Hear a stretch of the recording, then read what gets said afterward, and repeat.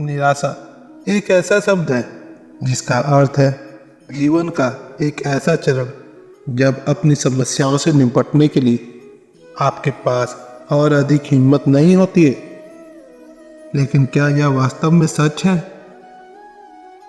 जब एक सांप आपको काटने आता है तो क्या होता है? क्या आप चुप रहेंगे और कहेंगे कि इसे मुझे काटने दो क्योंकि मुझ में इससे निपटने की हिम्मत नहीं है? या फिर आप वहां से किसी गोले की रफ्तार से भागेंगे? असल में आपके पास कई विकल्प थे। जैसे आप उस पर कोई पत्थर फेंक सकते थे। अगर आपके पास कोई छड़ी है तो आप उसकी मदद से सांप को खुद से दूर कर सकते थे। अगर वे दोनों चीजें काम नहीं करती हैं फिर तो भागना ही आखिरी रास्ता है। मेरे लिए निराशा का अर्थ कुछ ऐसा है जब आप निर्जीव या असहाय होते हैं और कुछ भी नहीं कर सकते, या केवल तब होता है जब आपके पास कोई भी अन्य विकल्प नहीं होता है और मेरे लिए अंततः यह मौत के समान है। आप अपने जन्म या मृत्यु को नियंत्रित नहीं कर सकते हैं, लेकिन आप दुनिया के बीच जिस तरह से रहते हैं, बढ़ते हैं, सोचते हैं, जीवन हमारे ऊपर है, उसे नियंत्रित कर सकते हैं। यह संभव है कि हम अपने जीवन में कुछ समस्याओं का सामना कर सकते हैं, लेकिन यह हमेशा एक समाधान पीछे रह जाता है जिसे हम सिर्फ अपनी चेतना की कमी के कारण नहीं देख पाते। हम उदास, हताश महसूस करते हैं और ये सभी गतिविधियां हमें कुछ भी बेहतर सोचने की अनुमति नहीं देती। स्कूल में एक बच्चा हतोत्साहित महसूस कर सकता है तो उसे क्या करना चाहिए? उसे सारा दिन रोना शुरू कर देना चाहिए और स्कूल जाना बंद कर देना चाहिए? बेशक जवाब ना होगा। तो आप जीवन में छोटी चीज़ों के बारे में दुखी क्यों होते हैं? हम सभी अपने जीवन में उतार चढ़ाव का सामना करते हैं और हमें उनसे निपटना और उन्हें हल करना सीखना चाहिए। एक भ्रमित, उदास और क्रोधित मन न कभी सोच पाता है और ना ही कोई सटीक समाधान निकाल पाता। इसलिए स्थिति जो भी हो, दुखी नहीं होना चाहिए, सकारात्मक रहे और आप इससे निपटने के लिए एक नया तरीका निकाल लेंगे। आज मैं जीवन में निराशा से निपटने के लिए कुछ बेहतरीन और लाजवाब तरीके लेकर आया हूँ। मैं भी उन लोगों में से एक हूँ जिन्होंने अपनी समस्याओं से निपटने के लिए गूगल और पूरे इंटरनेट पर काफ़ी खोज की और आखिरकार मुझे कुछ नहीं मिला। इसलिए मैं नहीं चाहता कि आप भी इसी तरह से हार मान जाएं। मैंने काफ़ी सोचा और जीवन में हतोत्साहन से निपटने के लिए कुछ सर्वोत्तम तरीके खोज निकाले जिन्हें मैंने आपके लिए नीचे बताया है। पहला, उदास रहने के कई कारण हो सकते हैं और अलग अलग परिस्थितियों में लोगों को विभिन्न समस्याओं का सामना करना पड़ सकता है। इसलिए आपकी जो भी समस्या है और जिस भी उम्र से संबंधित है, बस खुद से कुछ सवाल पूछे। यह निश्चित घटना क्यों हुई? मान लीजिए कि आपने अपनी नौकरी खो दी है, इसलिए हर एक विवरण पर ध्यान केंद्रित करें, क्योंकि कभी कभी हम खुद भी नहीं जानते हैं और बस सारा खेल खत्म हो गया होता है। इसलिए ध्यान केंद्रित करें और सोचिए, आपको स्वतः ही सुराग मिलने लगेंगे। यह संभव है कि आपने अपने बॉस के पसंदीदा कर्मचारी के साथ दुर्व्यवहार किया हो। यह भी संभव है कि आपके प्रतिस्पर्धियों ने कुछ किया होगा। मेरा यकीन कीजिए, जब आप विवरण पर काम करेंगे तो आपको सुराग मिलने लगेंगे। और अगर ऊपर बताई गई बातों में से कोई भी काम नहीं करता है तो इसकी वजह आपका प्रदर्शन हो सकता है।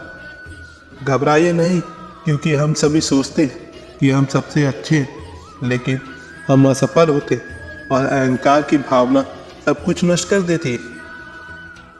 अपने आप का विश्लेषण करें और तुलना करें और फिर एक सही निष्कर्ष निकालें। दूसरा, कभी कभी ऐसा होता है कि हम दिल और दिमाग के बीच उलझ जाते हैं, जो हमारा मूड खराब कर देता है। अपने संपूर्ण जीवन काल में आपने कई निर्णय लिए होंगे और कभी कभी हमारे फैसले सही साबित होते हैं और कई बार गलत भी। इसलिए गलत चीजों पर मंथन करने और अपनी ऊर्जा बर्बाद करने से बेहतर है फिर से खड़े हो जाएं और एक बार पुनः प्रयास करें। अगर आप भ्रमित हैं और या तय नहीं कर पा रहे कि क्या करना है, तो उस क्षेत्र में बेहतर अनुभव रखने वाले व्यक्ति के पास जाएं। मान लीजिए अगर आपका रिश्ता आपको परेशान कर रहा है और आप यह तय नहीं कर पा रहे कि आगे क्या करना है, तो अपनी माँ या बड़े भाई बहन के पास जाएं। आप अपने उन दोस्तों से भी सलाह ले सकते हैं जो पहले से ही एक रिश्ते में हैं। उनके अनुभव की मदद से यह निश्चित रूप से आपको रिश्ते में घटनाक्रम को समझने में काफ़ी मदद करेगा। वे आपका सही दिशा में मार्गदर्शन करेंगे। इसी तरह आपके जीवन में कई चीज़ें हो सकती हैं जहां आप संबंधित व्यक्ति तक पहुंचने के लिए खुद को भ्रमित महसूस करते।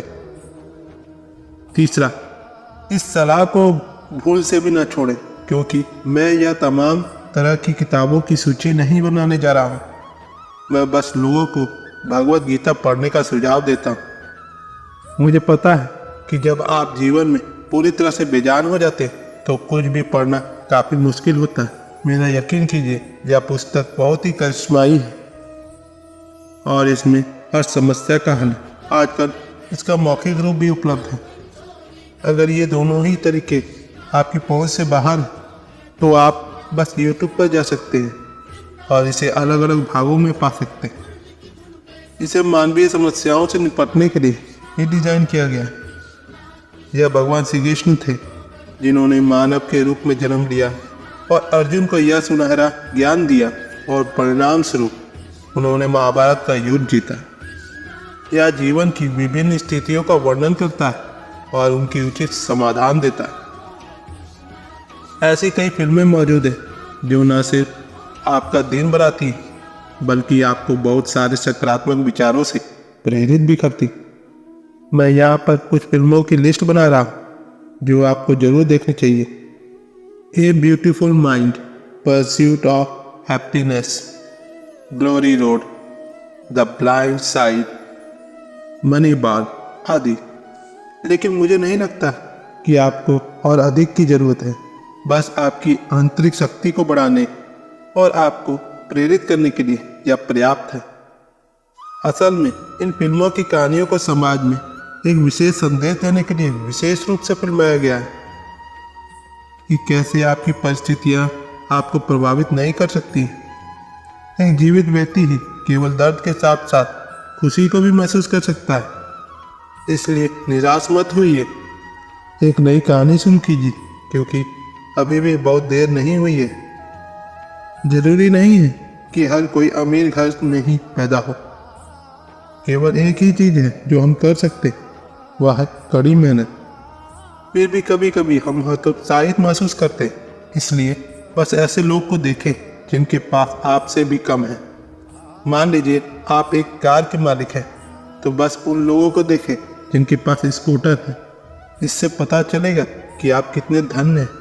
असल में हम जब भी ऊपर की ओर देखते हैं, हम या तो उदास या फिर प्रेरित महसूस करते हैं। इसलिए निराश या हतोत्साहित होने की जरूरत नहीं है, क्योंकि यदि कोई आपसे अधिक कमा रहा है तो इसका मतलब है कि वह कड़ी मेहनत कर रहा है या उसके पास कुछ रहस्य है। इसलिए दुखी होने के बजाय इसे चुनौती के रूप में ले और कड़ी मेहनत करें। हमेशा खुद की अपने से निचले वालों से तुलना करें और ऊपरी वालों की चुनौती दें। सोचने का यह तरीका निश्चित रूप से आपके जीवन को बदल देगा और आपको कभी निराश नहीं होने देगा।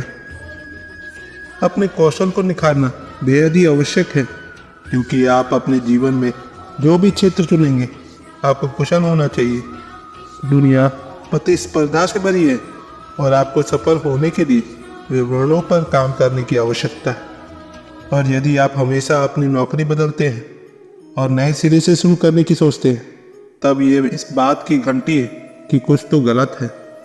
अपने कार्यस्थल पर लोगों पर हमेशा एक अलग तरह का दबाव होता है, क्योंकि जब लोग बहुत कुशल नहीं होते, वे हमेशा भयभीत रहते, जो किसी भी कार्यस्थल पर सबसे सामान्य दबाव में एक सा होता है। इसलिए यह सबसे बेहतर होगा कि आप अपनी नौकरी छोड़ दें या फिर कोई ऐसी कंपनी की खोज करें जहां आप सीख सकते हैं और पैसे पर ध्यान केंद्रित करने के बजाय अपने कौशल पर ध्यान केंद्रित करें और इसे और भी ज़्यादा निखारें।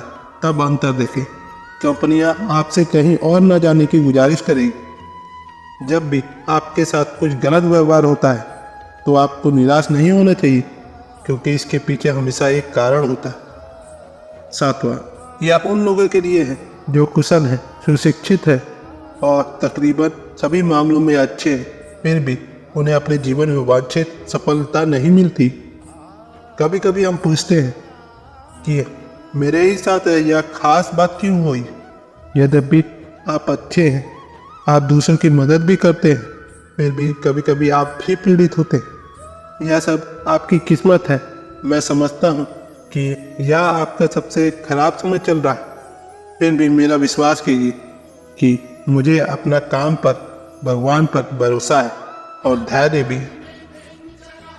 हम में से कुछ लोग अपना धैर्य खो देते हैं और कुछ अवांछित कदम उठा लेते हैं। हम अपने गुस्से को अपने करीबियों पर निकाल देते हैं। ऐसा लगता है कि जीवन में सब कुछ खराब हो गया है। जब भी आप खुद को असहाय और अकेले महसूस करते हैं, तब माँ शक्तियों में विश्वास रखिए, क्योंकि कर्म नाम का भी एक शब्द है जो हमेशा आपके पास वापस आएगा। बस अच्छी चीज़ें करते रहिए और अपनी आशा कभी ना खोएं। आठवां, इस दुनिया में आप अकेले नहीं हैं जो दुखी हैं, ये जीवन में निराशा महसूस कर रहे हैं। यकीन मानिए, यहाँ तक कि करोड़पति भी कभी कभी अपनी समस्याओं के कारण सो नहीं सकते। इससे कोई फर्क नहीं पड़ता कि आपके पास कितना धन है। अगर कुछ ऐसा है तो वो शांति है। सफल उन्हें कहा जाता है जो अपने जीवन में संतुलन बनाए रखते हैं, और यह केवल आंतरिक शांति के साथ आता है। आप केवल तभी ध्यान केंद्रित कर सकते हैं और अच्छा प्रदर्शन कर सकते हैं जब आपके भीतर वह आंतरिक शांति मौजूद हो। हमारे चारों तरफ तमाम प्रेरक वक्ता मौजूद हैं। आप उनसे व्यक्तिगत रूप से मिल सकते हैं या फिर उनके ऑनलाइन सत्र भी कर सकते हैं। असल में वो आपकी समस्याओं को किसी से संबंधित करते हैं और आपको एक न्याय संगत जवाब देते हैं जो स्वतः ही आपको सकारात्मक बनाता है।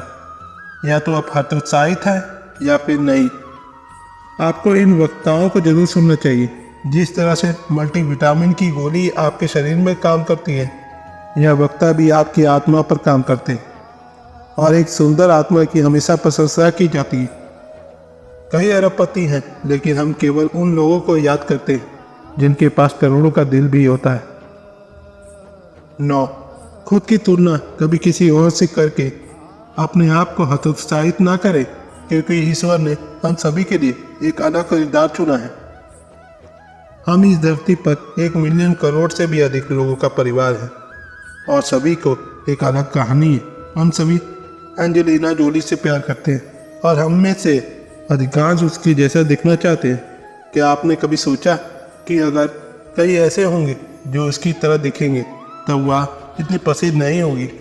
इसलिए वह मशहूर है क्योंकि वह अपने रूप, अपने काम आदि में अकल्पनीय है। इसलिए किसी के जैसा बनने के लिए सोचना हमेशा कुछ अलग करने की उम्मीद करने जैसा है। हम सभी में कुछ अनोखी क्षमताएं होती हैं, बस उसे पहचानने की कोशिश करते रहें। अगर आप 100वीं बार भी असफल होते हैं तो भी प्रयास करें, और मेरा यकीन मानिए, एक ऐसा दिन होगा जो आपके सारे दर्द को मिटा देगा। तो दोस्तों, आज की वीडियो बस यही तक की थी। अपना ख्याल रखिएगा, और हाँ, वीडियो पसंद आती है तो लाइक, शेयर, सब्सक्राइब, कमेंट करना ना भूलें। मिलते हैं आपसे अगले वीडियो में। धन्यवाद। जय श्री कृष्णा।